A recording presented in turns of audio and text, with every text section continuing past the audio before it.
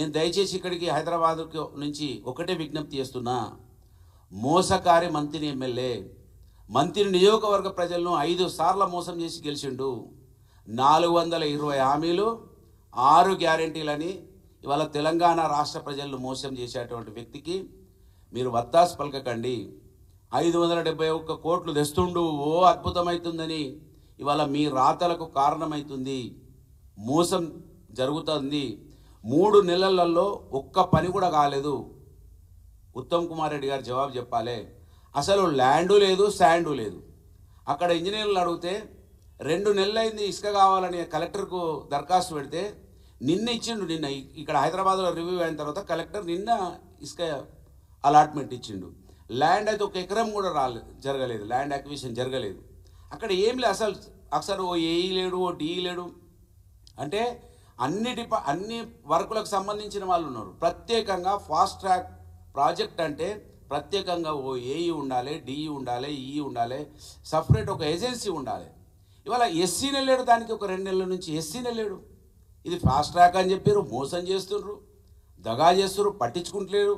ఇంత పెద్ద స్థాయిలో ఉన్నటువంటి మంత్రి ఎమ్మెల్యే 11 నెలలు అయిపోయింది. దాని మీద ఒక్క రివ్యూ లేదండి.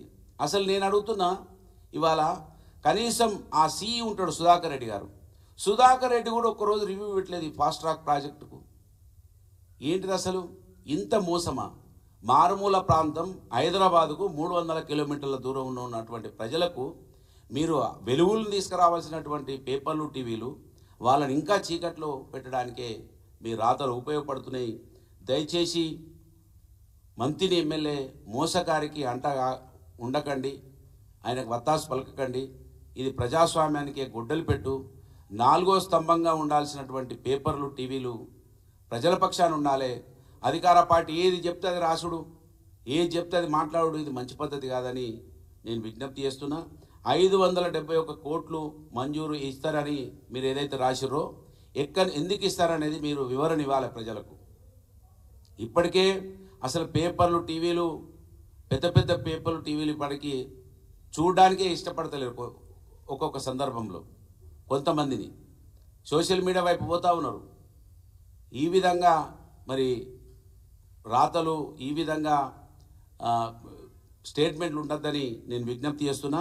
చిన్న కాళేశ్వరం ఏదైతే ఫాస్ట్ ట్రాక్ అన్నారో ప్రత్యేకమైనటువంటి ఒక ఏజెన్సీని పెట్టి మీరు పనులు చేయించాలి. మంత్రి ఎమ్మెల్యే నీకు 5 సార్ల మంత్రి నియోజకవర్గ ప్రజలు, అక్కడ ఉన్నటువంటి బీసీలు, ఎస్సీ, ఎస్టీలు ఎక్కువ సంఖ్యలో ఉన్నటువంటి ప్రజలు అవకాశం ఇస్తే వాళ్ళకు అన్నం పెట్టడానికి చిత్తశుద్ధి చూపించలేదని దానికి మీరే ఇచ్చిర్రు.